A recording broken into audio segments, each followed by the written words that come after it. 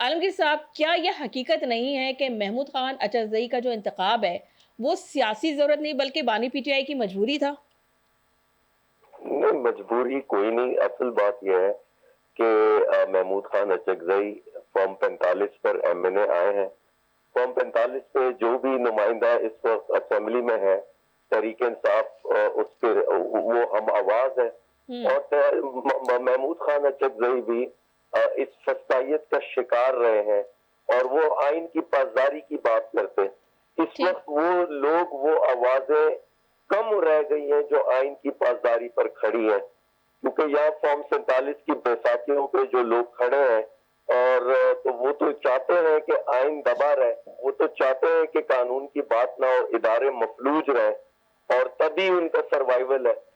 جو جتنا boat polish کرے گا اتنا اس کا سروائیول ہے.